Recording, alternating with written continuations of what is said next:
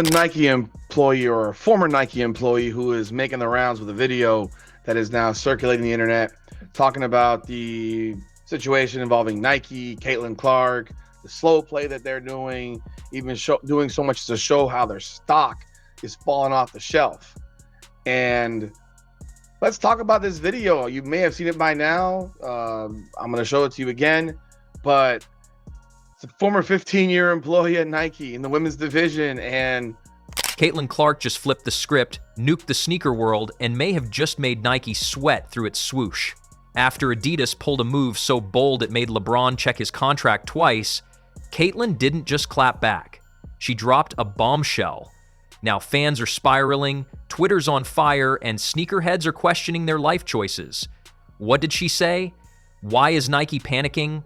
And did Adidas just steal the century? Buckle up, because this one's wild. Such a big game for Caitlin, her returning to her alumni in Iowa and her hitting that massive logo 3, the logo 3 during the game, that some of her sponsors would want to show her support on social media, do any sort of marketing to uplift her and uplift their brand. And one who did do that was Gatorade. They tweeted a photo of her and they said, "Real home court advantage. Welcome back to Iowa, Caitlin Clark." Now, one of her lead sponsors that was noticeably quiet yesterday was Nike. And a lot of people were tweeting about this. They were wondering, why isn't Nike and Nike basketball, why are none of their accounts saying anything about this? Yes, it's a preseason game, but this is a huge day for Caitlin. She's returning to her alum.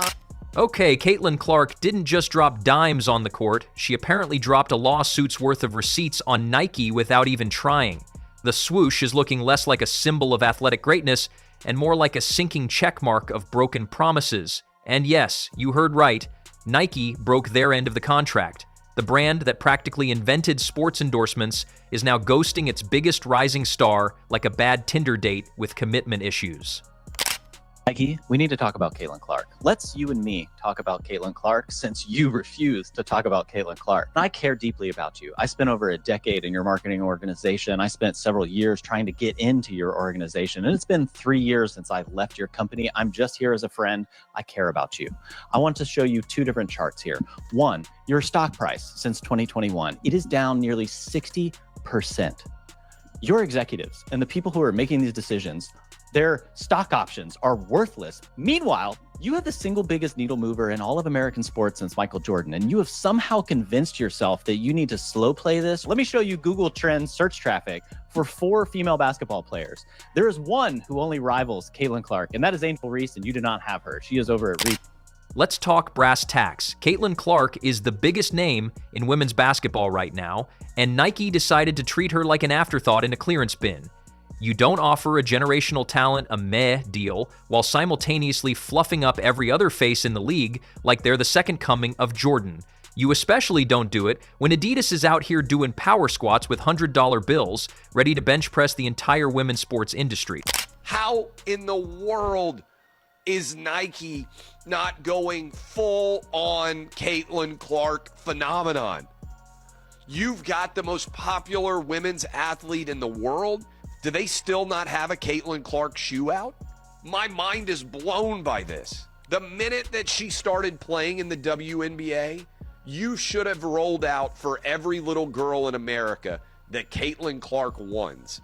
And that should have been the baddest ass women's tennis shoe that has ever been. And Adidas? Oh, they're not just watching.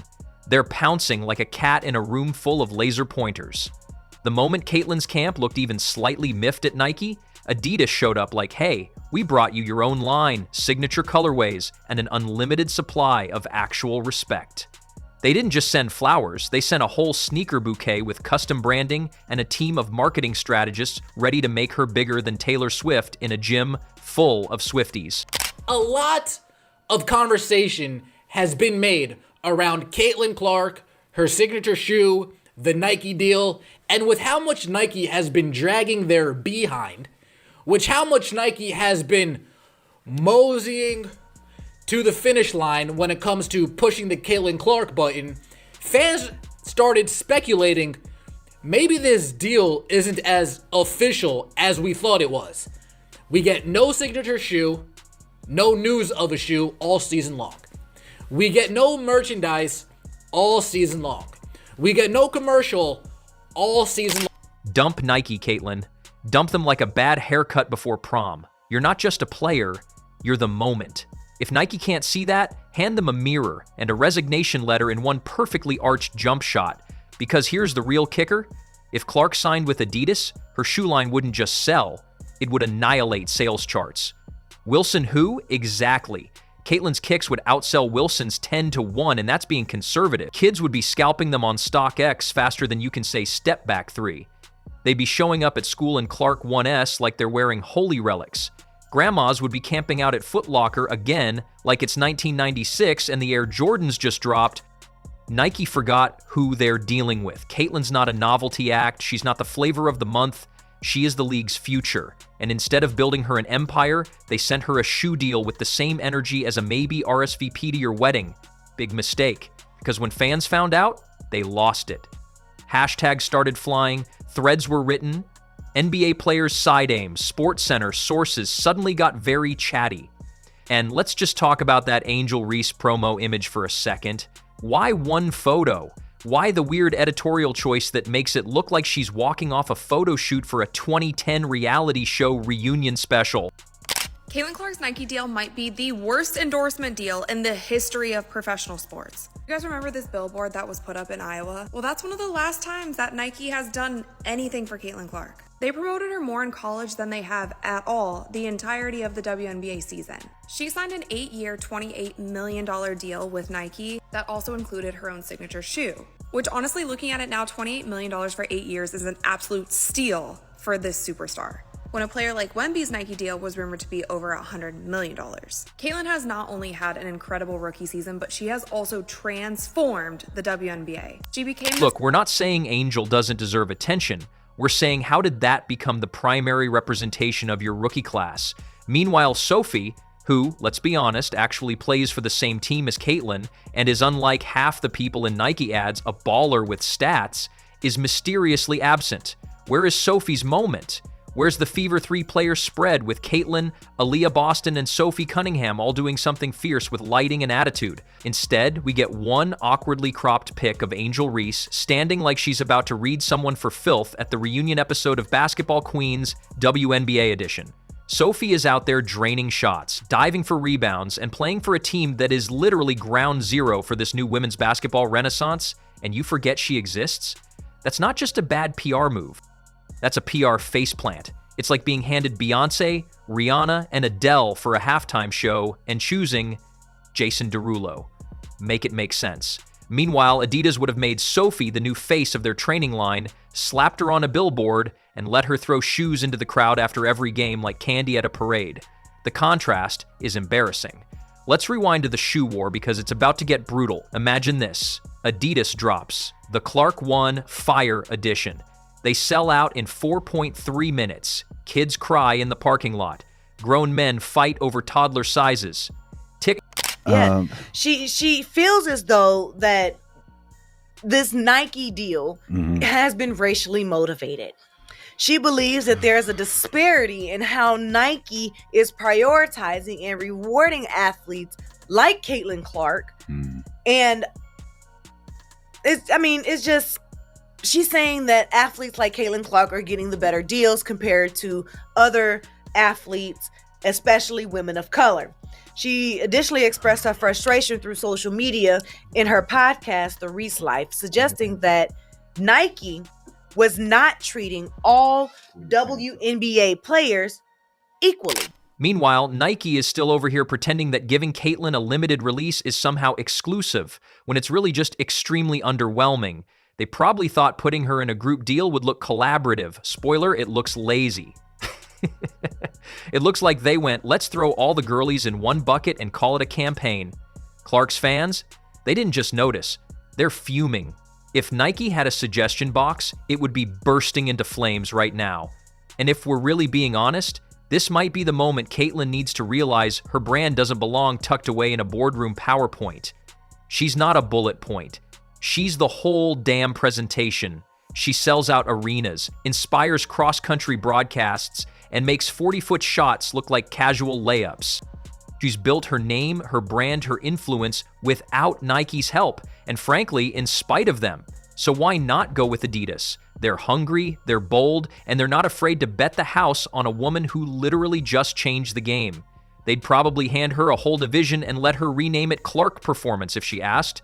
And let's be real, her fan base would follow her like she was Moses parting the sneaker aisles.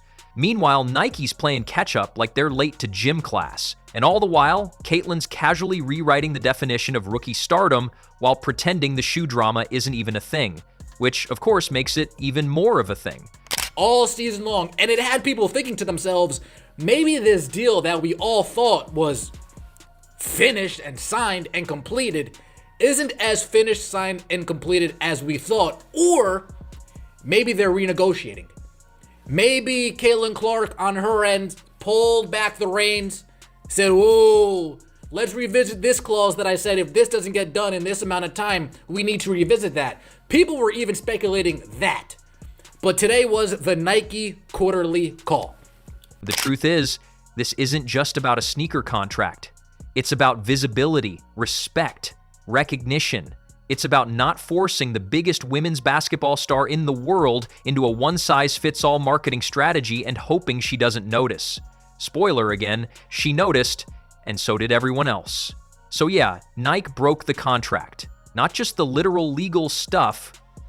We're talking about the moral contract, the one that says, you lift us, we lift you. But instead of lifting Caitlin, they handed her a dull pen and a copy of a group deal like it was an autographed napkin from a brand lunch meeting. She should strut into Adidas headquarters, sign the biggest endorsement deal in women's sports history, and then watch her first signature sneaker burn a swoosh-shaped hole through the entire industry. And just when you thought Nike couldn't fumble the bag any harder, they whip out the ultimate plot twist.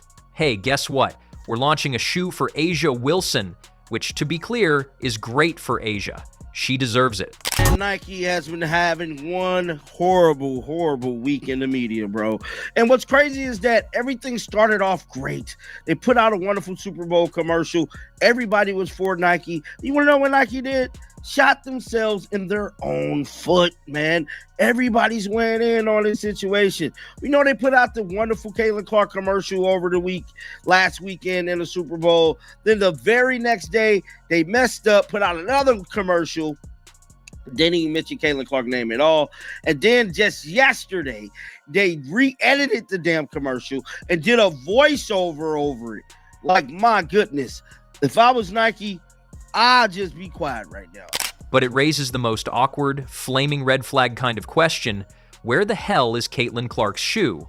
Oh, right, that's probably sitting in a dusty Google Drive folder next to a list of people Nike forgot to call back in 2023. Meanwhile, Angel Reese is out here getting more camera time with Nike than LeBron's Cavs during the NBA Finals. Billboards, promos, interviews, commercials, she's everywhere. Yet Nike seems determined to turn her into the face of the league's next chapter while simultaneously ghosting the woman, who's literally carrying the rookie class on her back like she's got a backpack full of bricks and court vision.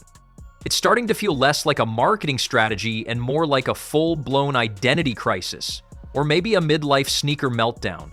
Because while Caitlin's lighting up arenas, pulling record-breaking viewership, and sending social media into cardiac arrest every time she sinks a 30-feeder, Nike's busy handing the megaphone to players whose most viral highlights involve outfits, not offense. Hey, sports reporters, let's talk about Caitlin Clark and Nike. All right, now I got to thinking about yesterday's event, and that's what it was. This was a sporting event we witnessed yesterday afternoon between the Fever and the Brazil national team. You want to know why Caitlin Clark games are different, haters? It's because her games are an actual event that appointment television. Caitlin Clark isn't just an athlete. She's a cultural moment. And Nike treating her like the girl you call only after your other brand ambassadors are busy is laughably out of touch. If this were a dating show, Adidas would be walking up with roses and a handwritten sonnet, while Nike's off in the corner texting, "You up?" at 2 a.m. And now they want us to get hyped about Asia's shoes? Again, love Asia. She's a beast. But Nike's over here trying to sell us a stale croissant with sprinkles, screaming, "It's trendy," while completely ignoring the bestseller that's printing money every time she plays. And it's not like Caitlin's been silent. She's doing everything right, showing up, playing hard, being gracious, building the league, yet she gets treated like a nice bonus instead of the main event. Imagine Tom Brady winning his rookie Super Bowl and getting told, cool, but we're doing a new Gatorade ad with the backup kicker instead. Adidas wouldn't dare. Adidas would have had Caitlin Clark's face printed on cereal boxes, sneaker tongues, and possibly the moon by now.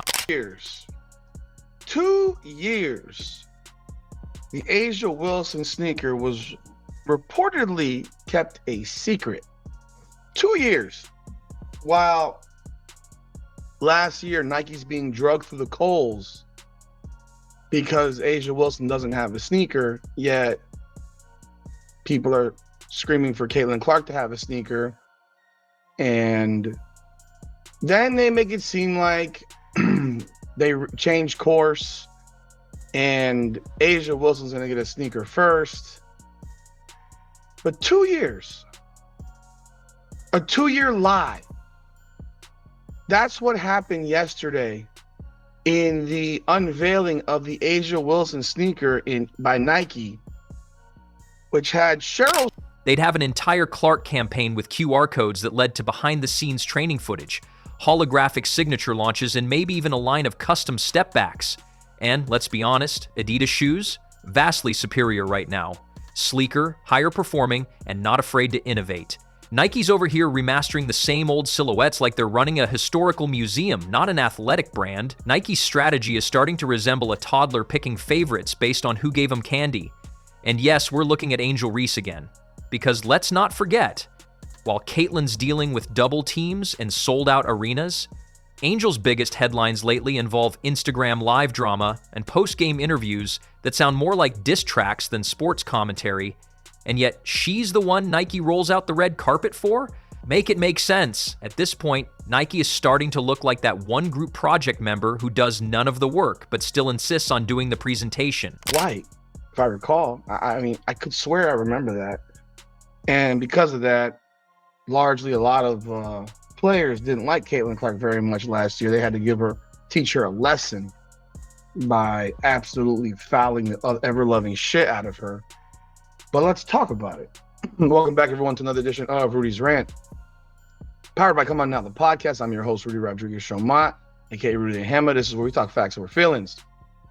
To all you who are back again, I appreciate y'all. Please be sure to like the video, leave a comment. And for those of you who are new, please be sure to pound that like button, subscribe to this channel, and leave a comment. Nike unveiled Asia Wilson sneaker. Caitlin's out here carrying the team, and Nike's response is basically cool, but what if we hyped someone else instead? It's less strategy and more brand sabotage at this point. Nike didn't just miss the boat, they missed the whole damn marina. It's especially insulting when you consider the long game. If Nike had actually prioritized Caitlin Clark from day one, they'd be printing gold-plated checks by now. Every sneaker drop would be a cultural event. Every commercial would trend for days. Clark supporters are some of the most engaged, vocal, and loyal fans in women's sports history. And watching Nike snub her again and again isn't just frustrating, it's personal. It's a slap in the face to the very people keeping the league relevant. It's like asking Swifties to buy tickets to a Nickelback concert and pretending it's the same experience. Meanwhile, Adidas is lurking in the background like a Bond villain with a heart of gold, waiting for the perfect moment to swoop in and offer Caitlin the respect, spotlight, and creative freedom she's clearly not getting from the swoosh squad. You've got the most popular women's athlete in the world. Do they still not have a Caitlin Clark shoe out? My mind is blown by this. The minute that she started playing in the WNBA, you should have rolled out for every little girl in America that Caitlin Clark wants. And that should have been the baddest ass women's tennis shoe that has ever been made in the history of Nike. How are you burying Caitlin Clark inside of a garbage ad, Nike, where you claim that the reason why women's athletes aren't successful is because of misogyny? What? Do you know men watch more women's athletics than women do? If misogyny actually existed, no male sports fans would watch women's sports, and they would be even less popular than they already are. most Caitlin Clark fans are mad. And if she says yes, game over. Because one thing is clear, Caitlin Clark plus Adidas equals total domination. Not just on the court, but in culture, marketing, and relevance. It would send such a seismic shockwave through the sports world that Nike execs would wake up in cold sweats muttering, "Why didn't we just give her the shoe?" And if that happens, it's not just a missed opportunity, it's a branding catastrophe. It's fumbling the one star you can't afford to fumble. It's watching a future legend walk right into your competitor's arms and not even trying to stop her. So, to sum it up, Angel Reese may be getting all the Nike attention, but Caitlin Clark is the one earning it. The fans know it, the league knows it, even the scoreboard knows it, and unless Nike has some top secret mega rollout plan that involves a parade, a spaceship, and a sneaker drop on Mars, they'd better prepare for the day Caitlin Clark signs with Adidas. Because when she does, that swoosh might just turn into a sigh.